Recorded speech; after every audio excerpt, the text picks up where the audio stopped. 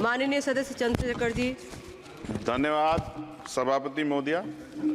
आपने मुझे बजट में शिक्षा के अनुदान पर बोलने का मौका दिया, इसके लिए मैं आपका आभारी हूँ। अच्छी बात यह है कि शिक्षा मंत्री जी भी यहाँ मौजूद है, क्योंकि जवाब तो नहीं देना है। महोदया, शिक्षा का बाजारीकरण रोका जाए, सरकारी शिक्षण संस्थानों में विधिवत उच्च शिक्षा की व्यवस्था की जाए, एक क्लास एक सिलेबस होना चाहिए, समान शिक्षा पॉलिसी लागू होनी चाहिए। लेकिन सरकार ने तो एजुकेशन का बजट ही कम कर दिया है। जब पढ़ेगा नहीं भारत तो आगे कैसे बढ़ेगा भारत।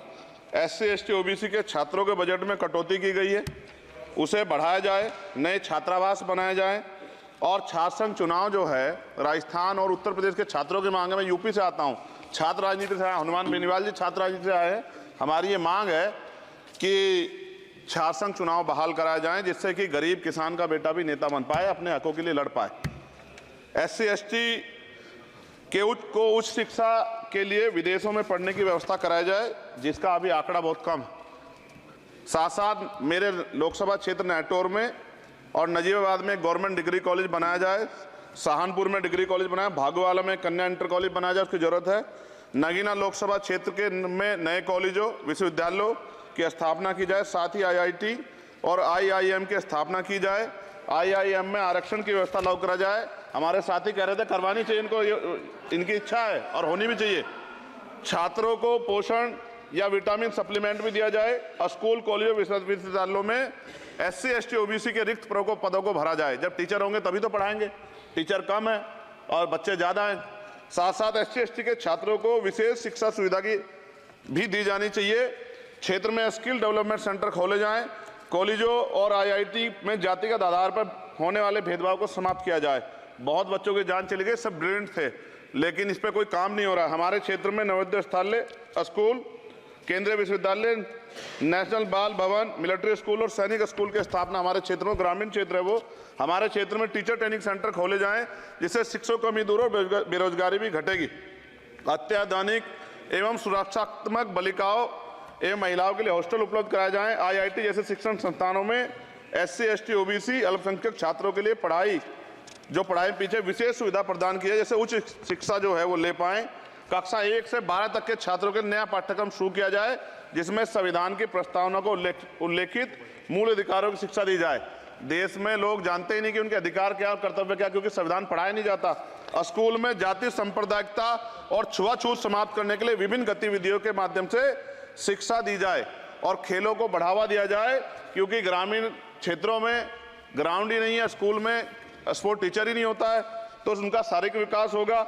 मिड डे मील में भोजन गुणवत्ता में सुधार किया जाए, क्योंकि दूषित मिड डे मील खाने से बच्चे बीमार हो रहे हैं, अक्सर अखबार खबरें आती हैं।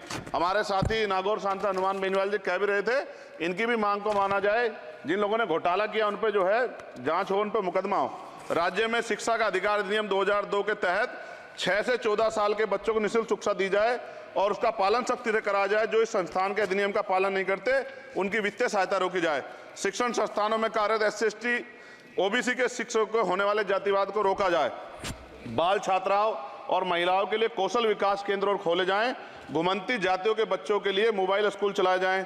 छात्राओं के लिए आत्मरक्षा और खेल की विशेष सुविधा उपलब्ध कराई जाए। और महोदया, SPQEM योजना को पुनः आरंभ किया जाए। SPQEM शिक्षा की गुणवत्ता सुधार के लिए एक महत्वपूर्ण योजना थी, जिसे अल्पसंख्यक मंत्रालय ने मदरसों में चलाया था।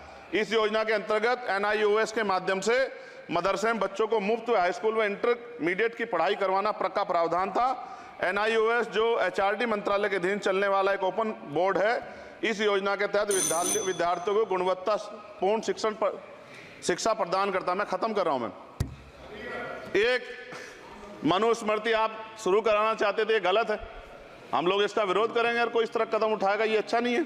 साथ साथ मौलाना जौहर यूनिवर्सिटी थी महोदया रामपुर में, आप शिक्षा की बात करते, जो शिक्षा को बढ़ावा दिया आजम साहब, आप देखिए राजनीतिक कारणों से जेलें बंद कर दी हैं और किस तरह का उनके साथ अत्याचार हो रहा है। मैं मांग करता हूं राजनीतिक कारण छोड़ के उस यूनिवर्सिटी को बंद करने का लक्ष्य सरकार का, ये गलत है, इस तरह से आप नहीं रोक सकते हैं।